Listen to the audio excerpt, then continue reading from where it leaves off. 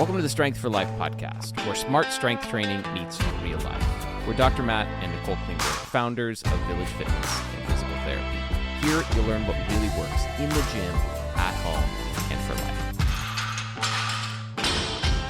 Today on the Strength for Life podcast, we're going to talk about what to do between workouts. Let's say you're strength training 3 days a week. What do you do on the other days? Do you do more strength training? Do you walk? Do you need to sauna, ice bath, cold plunge? Do you need to be doing some sort of crazy yoga routine or stretching? We get asked all these questions by clients. They want to know basically, what do I do between my workouts, between my strength training sessions? We're going to answer all of that on the podcast today. So first, we're going to talk about a story of one of our newer clients. I'm going to call her Sally. Her name is not Sally, but she hasn't exercised in years. She just started our program a few weeks ago. And so a couple of Mondays back, she came in and it was Monday morning. And I said, Sally, how do you feel? She had started the previous week and she just said, I feel absolutely horrible. She's like, I'm worried. I'm so worried. I think that I might have, hurt my back. This was on a Monday, right? This was on Monday. Yeah. And she had worked out on a Friday and she's like, I haven't been able to move all weekend. I'm really hurting. And so I started to dive in a little bit more, tell me more about that. Is there, things she basically said it hurts to move. And so I said, okay, well, if there's nothing that's that is you're able to still move, it's just painful. Let's try warming up. Let's talk about that though. Cause I think that it wasn't like a joint soreness. It was just like an overall body. Her muscles hurt. Her muscles hurt. Yeah. Yes. That's called muscle soreness. Yes, it is. And that's very common. It is a side effect of exercise, strength training. It definitely happens, especially when you're new to training or new to the training stimulus. Correct. And I asked her what she did all weekend. And do you think she walked? Do you think she moved? Or do you think she sat? She probably wouldn't be in the story if she did the right things. Yeah. No, she sat. She was like, I was hurting so bad. I sat on the couch the entire weekend. It hurt to move. I only got up to go to the bathroom basically and to get food. And then I was literally on the couch. And so we're going to dive into why her soreness was maybe worse because of that, after spending most of the weekend sedentary. But I think what she didn't realize is that she could have done a lot between Friday and Monday. So there was a lot of time Saturday and Sunday. I think that she could have helped that. It doesn't mean that she wasn't going to be sore, especially when you're new to strength training, muscle soreness is most likely going to happen. But there's a lot of things that you can do that can actually help you progress and also just make your quality of life better on the days that you're off, and will also actually maybe help improve your recovery, which will then in turn help improve your strength. So you've got your 3 hours or so per week of strength training workouts, 168 hours in the week. 168 minus 3 is 165. So you got 165 other hours during the week where you're not exercising. Mm-hmm. And those 165 hours are actually where you get the benefits from the 3 hours of training that you're doing. It's not during the workouts. It's after the workouts where you build back stronger. Mm-hmm. And people make two mistakes during that time. Mistake number one is doing too much. They do more workouts. They do really intense cardio to the point where their bodies can't recover sufficiently. Mm-hmm. And they end up overtraining. Yeah. We've had some of those. We have. Mistake number two is doing too little. It's on the other end of the spectrum. They don't move at all in between workouts. They get stiff. They get sore. One of the side effects, again, of exercise is there's some inflammation that happens as your body goes about doing the repair process. And that's actually a good thing. But one of the best things you can do is to just keep moving at a fairly low level consistently. And it helps to get the inflammation to move and recycle and your body to feel good before your next training session. So the right answer is somewhere in the middle between those two extremes. And where you need to fall depends on your age, your training history, and then also your goals. Really. So when you work out, there is a stimulus to your muscles. And then what happens in between the workouts is when the actual adaptation or the changes happen in your body. And that's usually over the next anywhere from 48 to 72 hours. And so what happens to your muscles is a lot of people think like, oh, I'm tearing my muscles. And that's not exactly what's happening. And so what's happening is on a microscopic level, the internal scaffolding of your muscle. So there's things called contractile units, and these sarcomeres get disrupted. And so this isn't an injury unless you do something way too intense. You can injure your muscle, but it's a signal that then launches the repair and remodel process that ends with a stronger muscle than you had before. And so what'll happen is, it's kind of like your strength is here, and then, you get a little bit weaker, but then the hope is that in the recovery phase, in that, 24 to 72 hours, you actually start to gain a little bit of strength as your muscles rebuild and remodel. And so that's why this in between workouts is so important. Another thing to know is that in the eccentric phase, which is the lowering phase, there can be more damage done to those sarcomeres than in the concentric phase. So for example, in a squat, when you lower, that's actually the eccentric phase. And then when you come up and you're contracting specifically for your quadriceps, you're contracting, that's the concentric phase. And so your muscles will actually get more damage and can be more sore from eccentric movements, or say specifically like if you do a tempo squat. So you're going slow on the way down, which we do with our clients, and then a little bit more quickly on the way up on the concentric phase. And then there was a study that showed that when you do eccentric loading, that 82% of your fibers get disrupted, whereas in concentric training, only 33%. So this is just something to be aware of when you're training, like why your muscles might actually get sore and what's happening to them when you're strength training. Yeah. So soreness is pain, and pain is a very complex phenomena within the human body, and it's all in our heads.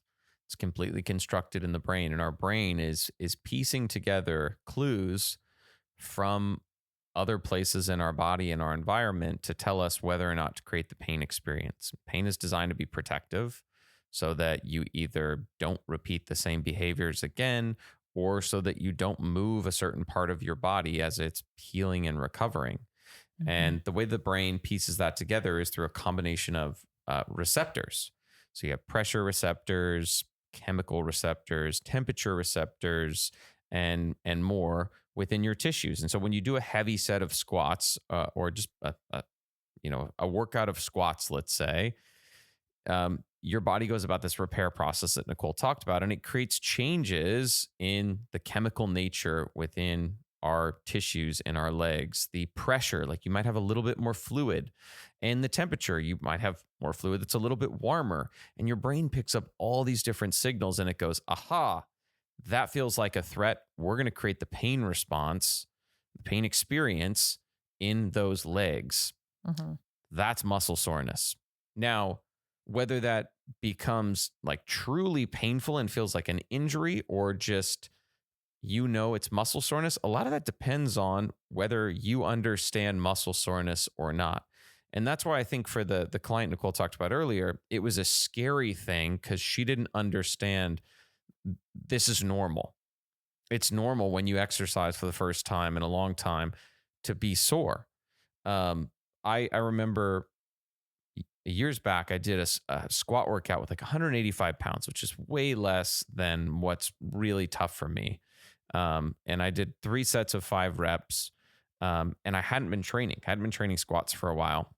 And then the next day I rode my bike like I normally do. The day after that, I was so sore that I was having a hard time standing up from a chair. It was looked like I was limping. And I knew though, I was like, oh, this is muscle soreness. And so it's like, to me, I categorized it in my head as a different type of pain. And so it went away and it was fine. And so I encourage people to do that, to like put this in a different bucket within their brains. And it'll actually help you to get over it faster, in addition to some of the other things we're going to talk about. So one of the other things that happens as you go into the recovery process after a training session is your body ramps up muscle protein synthesis after the workout. So it goes up like 112% at 3 hours, 65% at 24 hours, 34% at 48 hours. So it's the highest right after training, and then it slowly starts to come back down. Now, as we age, it doesn't go up as high and it doesn't stay high for as long, which is one of the reasons why I really like older folks getting to the point where they can train 3 days a week, because we want them turning on muscle protein synthesis as often as possible. And I also like for older folks to train their full body in each of those training sessions. So you're getting some work of each major muscle group multiple times per week, ideally 3 times per week, to spike muscle protein synthesis in those tissues 3 times per week. Now, if you don't eat enough protein, you're probably going to stay in a net negative balance even after lifting. Now, I still think even without enough protein, your body is going to find a way to build muscle, because exercise is such a potent stimulus for muscle building. It will, like, your body will like get creative, even an older body. But to make it as optimal and ideal as possible, make sure you're eating enough protein around your training session, either in the hour before or the hour after training. Make sure you're getting like 30 grams, 20 to 30 grams of protein. Yeah. So if we go back to Sally, what actually was happening with her, I think, is that she, had some of the micro damage, and her muscles, sent messages to her brain that said, there's inflammation. And so there was a response of what's called satellite cells. And so those wake up after training and they multiply and they go into the damaged fibers.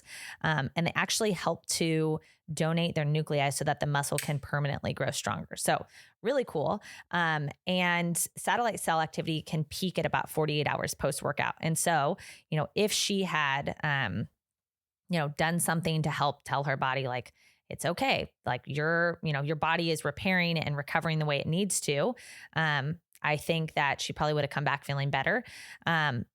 But essentially what happened instead was she, sat and that's okay, because she didn't know any better. But I think she also didn't eat enough protein, because we started talking about her nutrition a little bit later. And so when she came back on Monday, she was still experiencing some of the soreness. And as soon as we talked through, like, this is normal, I think it's interesting how your body starts to be like, oh, this, like you said before, like, oh, these messages that my body's telling me, like, this is painful, this is bad, don't do that again. It immediately started to, I would say, lift that like fear. And she started to say, like, oh, I'm actually starting to feel better as she's warming up and starting to go through the warm up of our first big lift. And so all that to say, I think just understanding what's going on in our bodies and knowing, what's happening to our muscles and then how long it takes to recover is really important, because just knowing and understanding that can actually help your body to calm down that like pain response that we feel of, like, I should be scared of this. Like, this is painful. This is bad. I'm never doing this again. And so, the more that you understand that, again, not to say that you want to get to that point of like, you're so sore that you can't move. It's probably not a good thing. You're probably training a little bit too hard, or you haven't done it, or you went into it too quickly. But I think at the end of the day, understanding is a really big part of helping your body to not be afraid of what's happening in strength training. So let's talk about the different ways that people do recover. And so one of them was laying on the couch all weekend, Sally. And again, I might have over exaggerated just a little bit. I wasn't there, but she said she sat on the couch all weekend. So, I'm just going to take it for what she said. Another few things that people think of are like stretching, foam rolling, ice baths, or icing the specific thing. Like they'll say, I just iced my legs all weekend and elevated them. I've heard that before quite a bit. Epsom salt baths. There's also things that they do like walking, running, cycling, hiking, things like sauna or cold plunge, and sometimes more strength training. We do hear that, like, oh, I went to the gym on my off days and did some more strength training.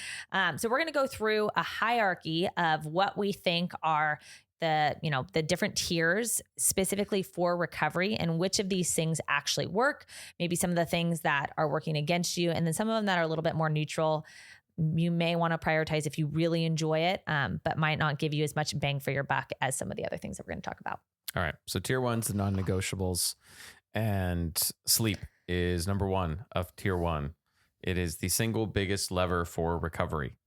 A single night of sleep deprivation results in something like 18 to 20% reduction in muscle protein synthesis. So it makes it tougher to build muscle, which is the exact opposite thing that you want to do when you're trying to build strength and muscle. Chronic short sleep raises cortisol, suppresses testosterone and growth hormone, which are other key drivers of the muscle building process. Deep sleep causes the greatest surge in growth hormone, which leads to the most tissue repair.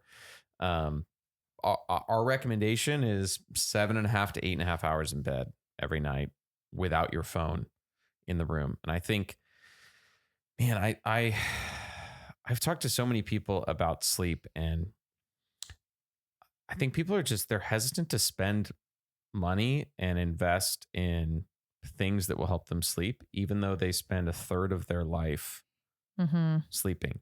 Just it feels like frivolous to buy a nice mattress, to get blackout curtains, to try a weighted blanket, to get a hatch alarm clock, and get your stinking phone out of your room.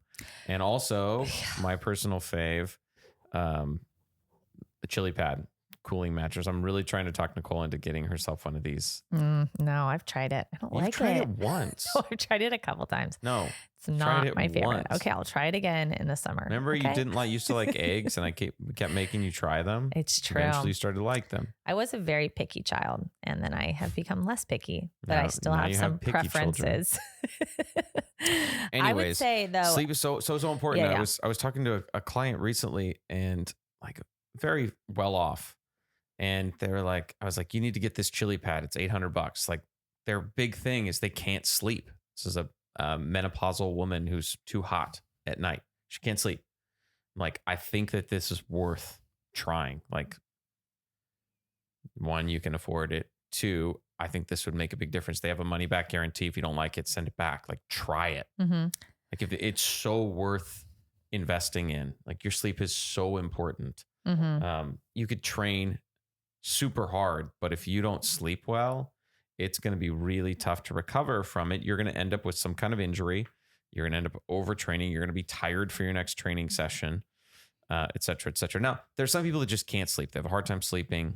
And I think that trying to overly micromanage and control it can sometimes make things worse. But my general philosophy, actually, our daughter was having a hard time sleeping last night.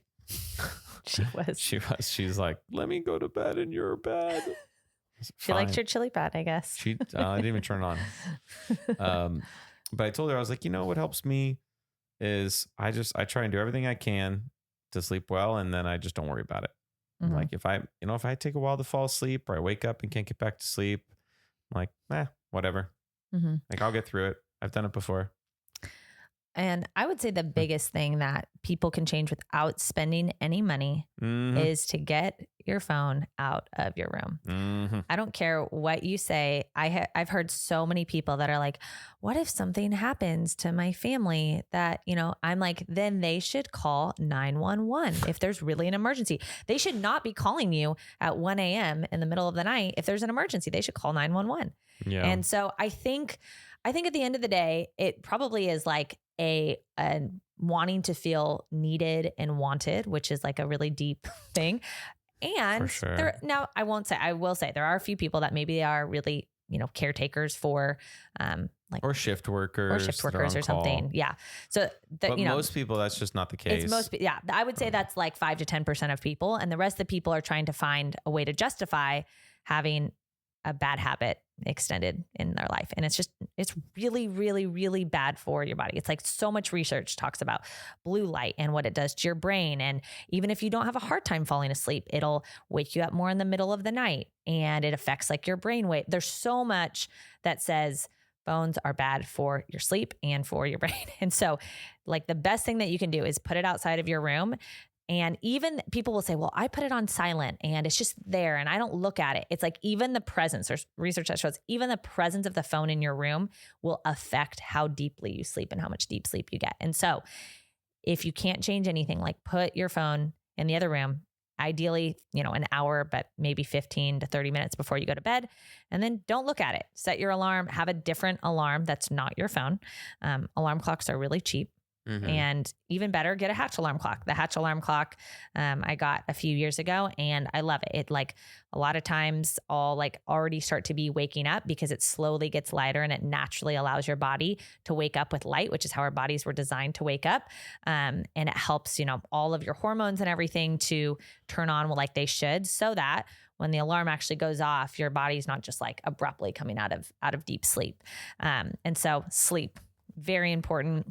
A couple of other things too, like keep a fan on, or, get a ceiling fan or a stand-up fan, like have some type of airflow to keep you cooler.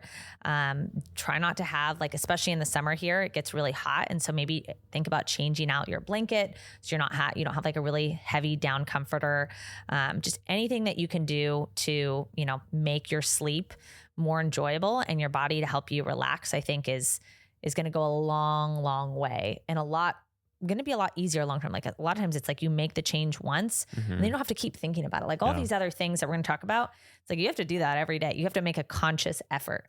Whereas sleep, obviously you have to make a conscious effort to put your phone away, but it's like if you set up your environment to be conducive to sleeping, like it's just going to be like once you do it, it's done and you don't have to keep thinking about it. And so I would highly recommend making one or all of the changes that we recommended. Number 2 is protein. The second non-negotiable.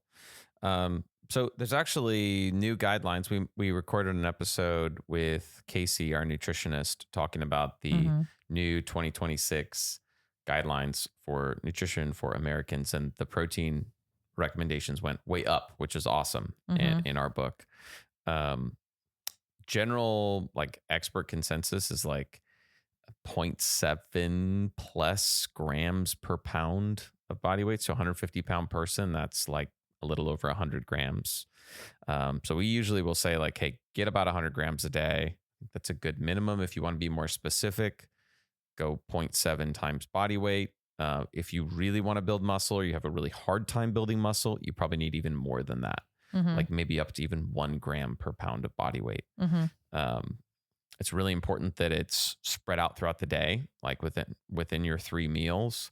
Also important around training, because protein is the building block of muscle. Amino acids are the building blocks. And that's what helps with that repair process that your body's going through in those 165 hours when you're not exercising. And if you don't have enough protein, it's tough for it to do the repair process as well. And older adults have more anabolic resistance, which means it's harder for them to build muscle. And so they actually need a bigger single dose of protein to trigger muscle protein synthesis. So if you only eat 1 or 2 eggs and you're like, oh, that's enough. It's not. It's like 12 grams of protein. Like you need more. So if you can't eat 4 eggs, then maybe consider supplementing with some protein powder or something else that's just going to like really boost your protein intake.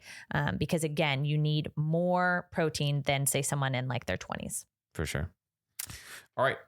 Number 3 in tier 1 is walking or daily movement. I would say that walking, we're going to get into daily movement and just how like that should be something you can enjoy. But I think everyone needs to walk more.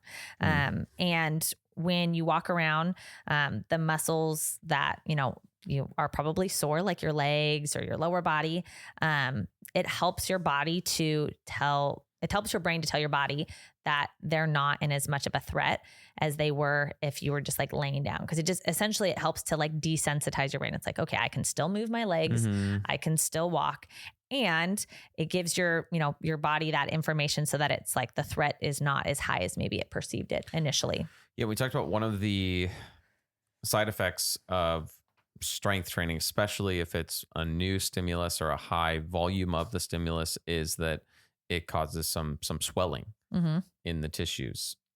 And walking and any sort of movement, when you contract the muscles of your legs, for example, those muscles surround your veins and they help to squeeze your veins and push blood back up to your heart and fluid back into your lymphatic system to get recycled. They literally clear stagnant, stuck fluid out from your body. And when you sit or lay on the couch, it's like it just pools. It gets worse. It gets stuck.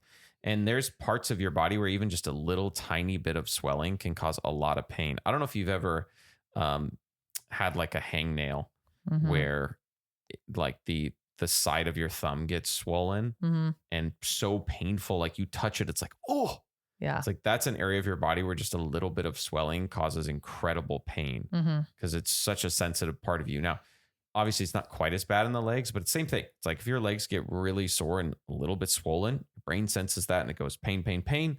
You go walk, it clears out some of the swelling and helps you to feel better. Back to my high school football days. I love to interject my high school football stories on this podcast. And I think people love them. I haven't heard anybody say that they like it, but I think they do. So we would do this really intense training program in the summers and we would jump right into it. Like we only had 6 weeks. It was called Top Gun, our 6-week summer football training program. We got shirts that said Top Gun. It was awesome. But yeah, we were like, 16 to 18-year-old boys. So we didn't need a ramp up period. Like day one, we were going hard with our squats and we didn't do overhead press. We did bench press, squats, bench press, and power cleans. Those were our like big 3. Anywho, but I remember you'd be so sore like the second and third day. And what they would do is they'd have us do the same movements, but just lighter. Like day 1 was the squat day. Day 2, we would do overhead squats with a really light weight. And the coach would say like, this is to flush out soreness and just to get you moving. And it was like, oh, that's like actually incredibly wise. Like some amount of the same thing that made you sore can be a really good idea to help get you less sore and get you through it faster so that you can train again. Whereas I think what a lot of people do is they just avoid that body part while they're sore. Yeah. And they lay on the couch and or while they they're avoid recovering. it. Yeah. Yeah. I also did another training program. This is after college where I was doing squats 3 days a week. It's called the Texas method. And you would do 3 sets of 5 on Monday of squats, like pretty heavy. No, I back up. 5 sets of 5 on Monday with like a decent weight. That was like your big volume day. So that day would be like, let's say 275 pounds for 5 sets of 5. A manageable weight, tough, but a lot of volume. And then Wednesday was your recovery day. And you would do 3 sets of 5 with a lightweight, like say 185. Friday was your intensity day. You do 1 set of 5 with 315 pounds. And then you would just add weight to all of those each week. But my legs got so much bigger and stronger going through that process. And I think it was like the Wednesday day was really important because it's like, oh, you're still doing the movement and you're recovering. And what the crazy part was, even squatting that much, I wasn't sore because I just got used to it. My body was like, oh, I guess we're squatting again. Oh, it must be Wednesday. Must be Friday. We're doing this again. Anyways, those are my life stories. Yeah. That's funny that it's called the Texas method too. I know. Nothing's ever called like the California, Well, it's Mark Ripito, Starting Strength founder. They're in Texas, Wichita Falls, Texas. Yeah. Yeah. And he talks like this, like he's from Texas. I love how there's like, exercises that are named after like specific countries or states.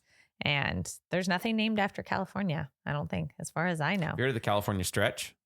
No, I have not. Okay. Oh, yeah. My wrestling coach used to call the California stretch. Like if you were ever laying on the ground, he'd say, hey, no California stretches. So it's like in a negative. Oh, it's a negative thing for sure. Yeah. But like, there's like Romanian deadlift, Russian like all these things, but nothing that has to do with California except for, I guess, a negative stretch. So Bulgarian split squat. Yeah. Anyways, back to walking. There was a study or a meta-analysis in 2025 from the Lancet Public Health, and it looked at the differences between people who did 7,000 steps a day versus 2,000 steps a day. And what they found is that there was a 47% lower all-cause mortality for the people who walked 7,000 versus 2,000, a 47% lower cardiovascular mortality, 38% lower dementia risk, 28% lower fall risk, and 22% lower depression risk. All that to be said, as you can probably tell, we're big proponents of walking and specifically just counting. Walking good, sitting bad. Yes. And I mean, there's that phrase that like walking is the new smoking. And I think it's true. Tell them about the walking pad. Tell them about the walking pad. The walking right here, pad right now. is just a game changer. It's a little obnoxious if it's on the second story. I will say that. And there's people below you on the first story. Cool story though. I had a Zoom call with a lady yesterday. from a software company that we use, and she's on a walking pad. And I was like, "Hey, you're using a walking pad?" She's like, "Yeah, actually, the reason I'm using it is because I saw your guys' Instagram last July, and you guys were having your steps challenge, and like I had like made a video and posted of me walking." Or something like that. Like I had recorded a video for them and I was on my walking pad. And I think I apologized for being on the walking pad. And now she's using a walking pad. So cool. I It's love it. contagious. It is. Maybe it's what's the word for contagious? Yeah. But yeah, contagious is probably good. Infectious. Yeah. Is the positive of that. Yeah. Also, another cool story. We have a client who just went through some cancer treatment and is recovering still at home and hasn't necessarily been cleared to like be in a gym setting just because of like being around other people, still at a higher risk. And so she's got a walking pad Awesome. last July and has been doing like, at least 10,000 steps a day on it. And she's like, I feel incredible. I'm recovering way better than the doctor saw. And I think a lot of that is because I'm just being really intentional about moving every single day. Yeah. And so the research shows that a lot of the benefits for people that are 60 and older, the benefits really kind of peak at 8,000 steps, not 10,000. However, I think, 10,000 is just an easy number for people to remember. But again, it's not like you have to get 10,000 steps a day. I think what I tell people is first of all, start tracking your steps. Second of all, get a walking pad so that you're moving if you have to sit a lot of the day. And that way you don't have to be on the walking pad all day, but it does help you to be active, especially if you are at a desk. And then third would be start slowly and increase your walking by about 1,000 steps a day and try that for a week. Like if you go from like, I'm doing 1,000 steps a day to 10,000, like you're probably your feet or your knees, your hips, your ankles, like it might start hurting, especially if you just go hard. And so start just by slowly improving.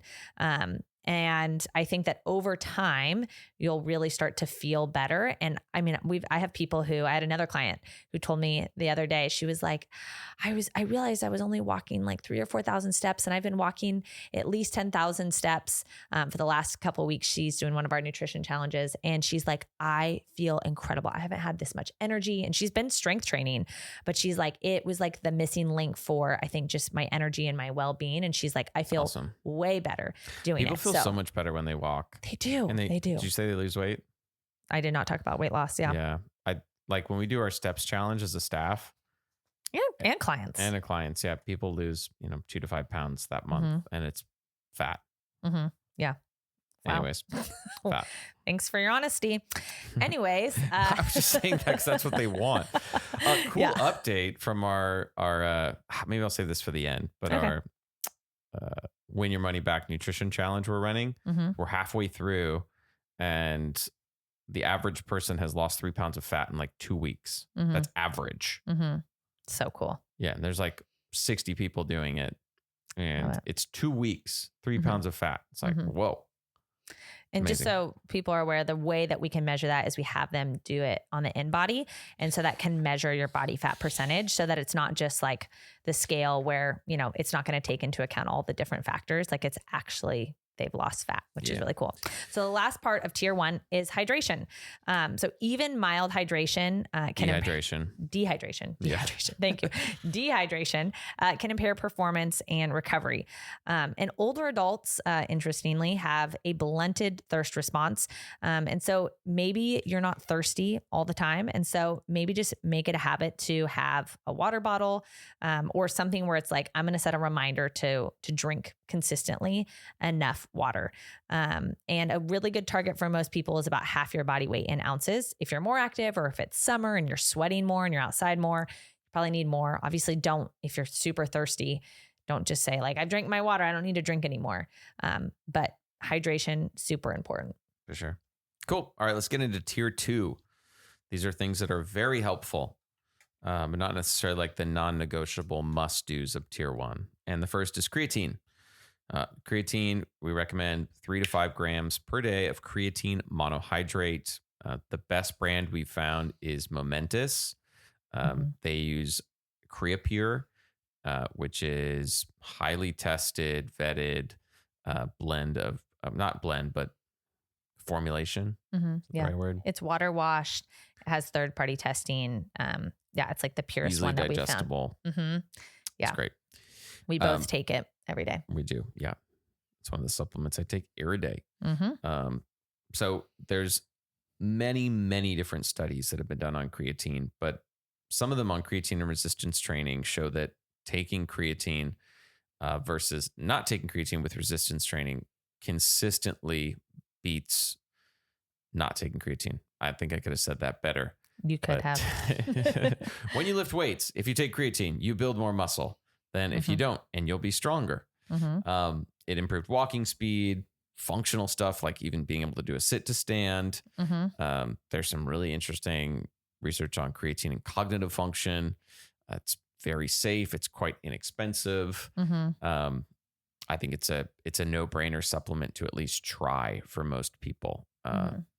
By and large, the hundreds of people we've recommended it to have had no issues with it. Mm-hmm. Like I haven't heard of really any adverse stuff happening. We did have one client whose creatine kinase levels went up, which can be a side effect of it. It's usually like not an alarming thing. It's just kind of like a side effect of taking more creatine is that your creatine levels are going to be higher within your body. Some people more than others, but yeah, I haven't heard of anybody with like major issues. Yeah, me neither. The other thing in tier 2 is just low intensity movement. Oh, I on should your have off saved my days. high school story for I this. know you really should have. It's okay though. I can tell it again. We're good. We've heard enough. Anyways, and this is the reason why I separated these out is because I just think walking is so fundamental for people to make that a habit, and it's so beneficial, and anyone can do it anywhere. And you can walk inside, you can walk outside, but this one is more geared towards like just trying to get as much low level movement as possible. So it could be going outside and gardening. It could be, going for a bike ride or yoga or Pilates or any of the things that are like, I'm moving my body, and ideally even outside would be best. And I'm hopefully doing it with other people too, to make it more enjoyable if you enjoy working out with other people, which most people do.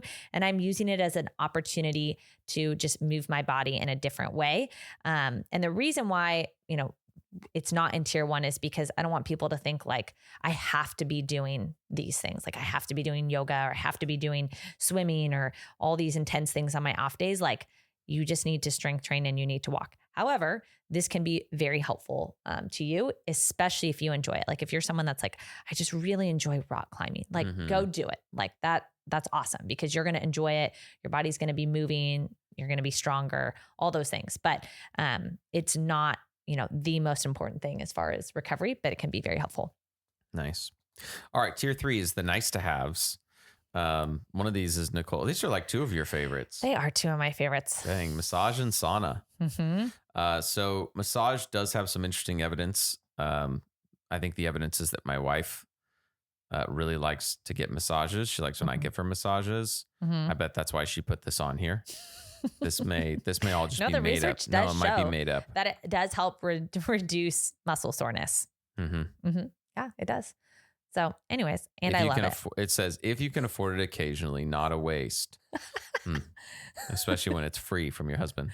Yeah, I was like, I didn't marry a physical therapist for nothing, Well, I wasn't even a physical therapist when we got married. It's true. But you had aspirations, so I was hopeful. And then sauna. So we just got ourselves a sauna.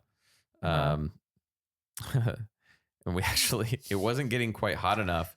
So over this weekend, I did some research, talked to the guy we bought it from, and I took the temperature sensor that's up inside the unit and took it out and put it on the floor. And now that thing cranks. It was like over 220 degrees last night. We're just dripping sweat. But you get out of there. Nicole, I like to go jump in our like little hot tub with it not hot. Yeah. And get cold, almost like a hot cold contrast thing. I feel great after I do that. You go in there, you sweat a bunch. I'll drink like an entire, what is this? Like 32 ounces. 32 ounces of water while I'm in there. And then go to bed pretty much. And this is friendlier to strength gains than cold plunge. And then specifically for women, has been shown that heat is a better recovery tool than cold. And so if you have to pick one, and I think most people would be like, oh, I'd much prefer to be in the sauna. I would than in the cold plunge. It's much more pleasant. Does get very uncomfortable though. Like when it was at 220, I was like, I am ready to get out of this thing. And it's also okay to do the same day as lifting. I think if you're lifting kind of like cold plunge, like you want to space it out a little bit more to like the evening if you're lifting in the morning. But if you're doing cardio and you go in the sauna after, it can actually extend some of the cardiovascular benefits because of increased blood flow and your heart having to work more if you go in directly after, say you do a hike or a bike ride or a run or a walk or something like that. So if you have a sauna or access to a sauna, I would say use it. Ideally, at least 4 times a week. That's what the research shows is 4 to 7 times a week of consistent use is when you get the most benefits for recovery. Cool thing too, I think, is that now it's like really, they're starting to become a lot more affordable and accessible. I think before it was just like in big gyms or, really fancy hotels and things like that. And now like they're starting to sell them at Costco, which is always a good sign. They've been selling at Costco for a while. I think only the last like year or 2. No. Really? No, I don't think so. This is the first time I've seen one. Anyways, when it's at Costco, it's a good sign because that just means it's more affordable for people. It's like become more accessible to the consumer than just, when you had to buy it from some fancy company. Yep. So anyways. All right. Tier 4, minimal to no benefit. What do we call this? Mostly neutral / overrated. Stretching, foam rolling, and Epsom salt baths are in this category. So stretching, I think a lot of people are probably surprised because you think like, what do you do in between workouts? You stretch. Or after you work out, you stretch. After you work out, you stretch. And I just like the research I've read, my experience with people is that it just doesn't move the needle in terms of reducing muscle soreness, being all that helpful. Like I think it's fine. In fact, I think you could almost put stretching in the low level movement category of like something good to do just to get your body moving on the off days. Like if it was the difference between like you sitting on the couch or you doing some stretching, I would pick the stretching for sure. Me too. Foam rolling too. I think foam rolling can be, if you do it right and know what you're doing, it can be like a massage. When I see people foam roll, it's not pretty though. It doesn't look good. It doesn't look like a massage. It looks like just wrong. How so? They got the roller on their bones instead of on their muscles. They're in weird postures. They're like, they got it right on their ischial tuberosity. Yeah, people do like to do that. The side of their hip, like right on their bursa. Yeah. And that's the only place that I would pick to not to put that on the side of Maybe you. their face. Yeah. Anyways. But I think that they're like, we will tell people like you can use a lacrosse ball and that can be a good tool just to like even help to loosen up certain areas, just like massage. Like, is it going to drastically change your recovery? No. But sometimes even it just like helps to draw some blood flow to that area because it constricts blood flow when you're like compressing and then more blood flow comes to that area.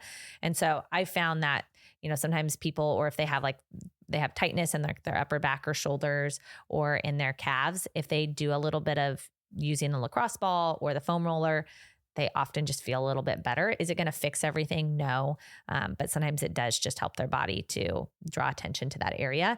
And then they feel better, after they do that before they do their next set of whatever it is. Love it. All right. Epsom salt baths also not well supported in the literature. The like whole magnesium absorbs through the skin claim doesn't seem to work.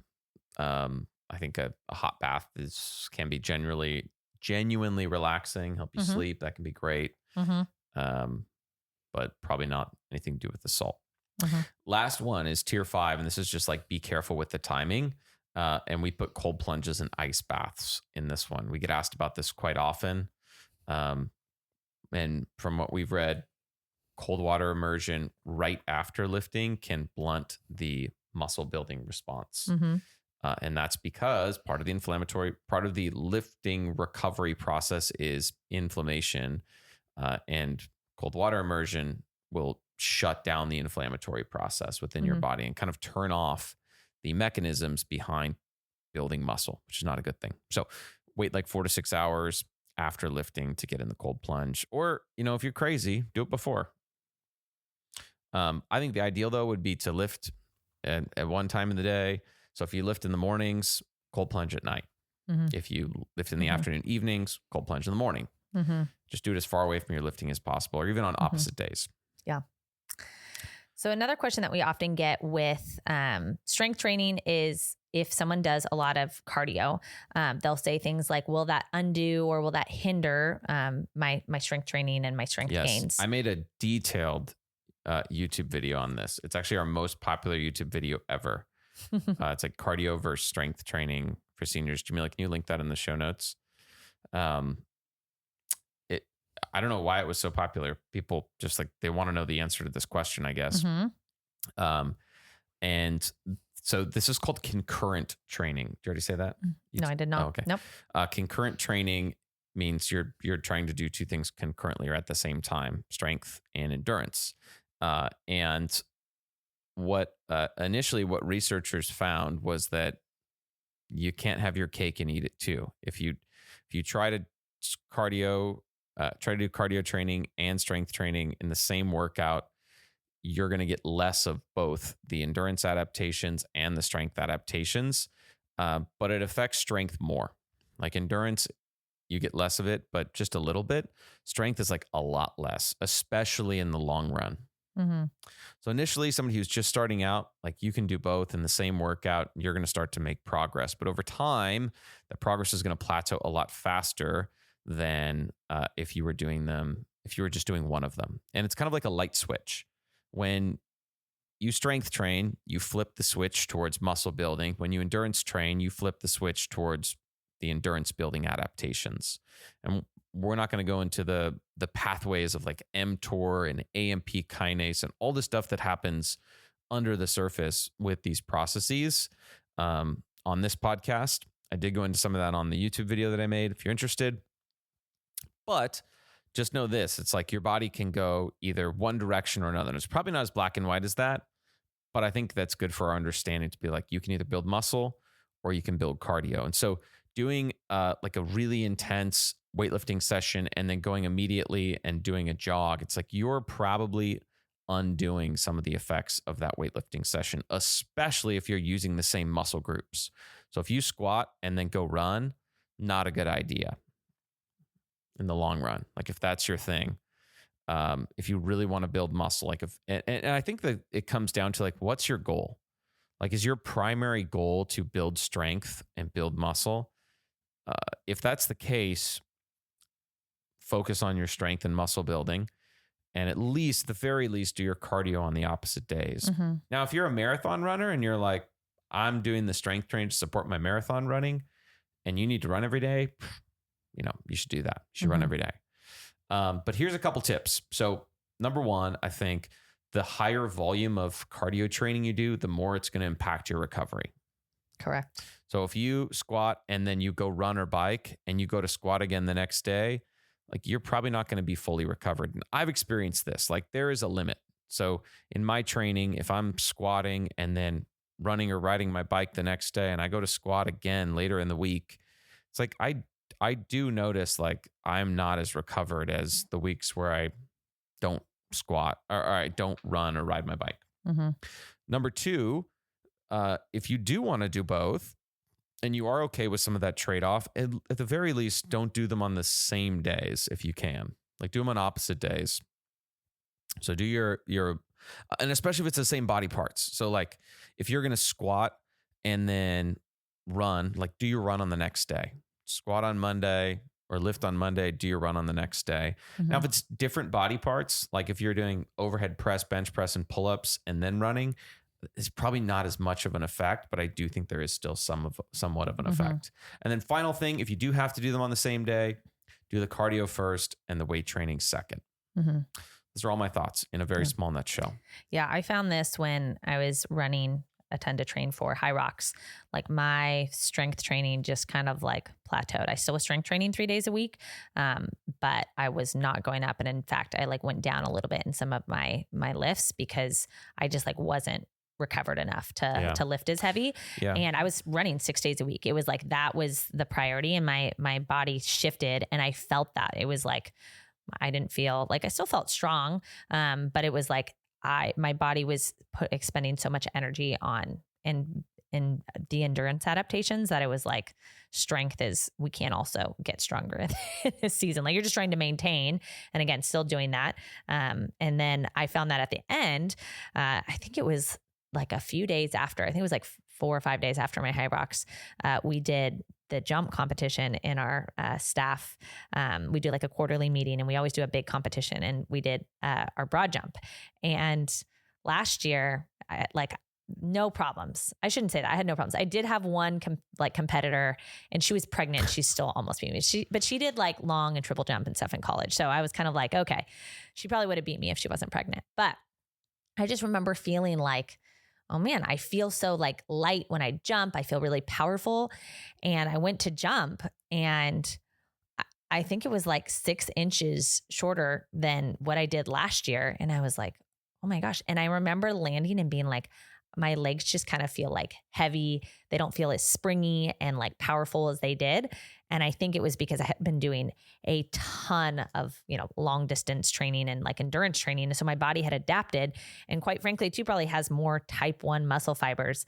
So since then, since High Rocks has been done, I'm now jumping 3 days a week, trying to rebuild my type 2 muscle fibers. And it is feeling better. Like it's been about a month, and it's like I've been consistently jumping 3 times a week, and I do notice a difference. But it was like, if I had still been running 6 days a week, like I couldn't have also probably been doing that. So I think there is a lot of truth to like, there might be seasons where there's more of a push towards one thing, and then seasons where there's more of a push towards another thing.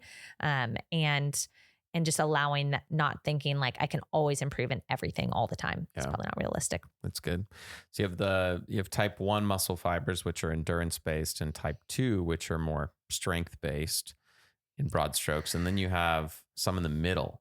I think they're called type 2X, where they can change back and forth and function like type 1 fibers if you expose them to the right training stimulus. And then like type 2 fibers, if you expose them to more of like a strength training stimulus. And I'm sure if you're doing both, it's like some of them go strength, some of them go endurance, but you're definitely not going to maximize your potential in either one of those. Yep.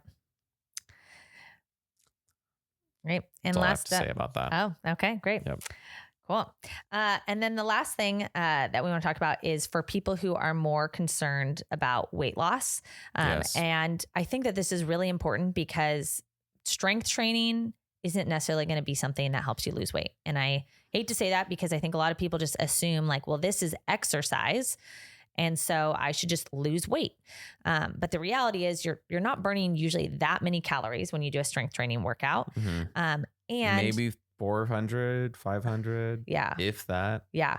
And then what most people don't realize is that they're usually hungrier when they start strength training, especially if they've been doing nothing.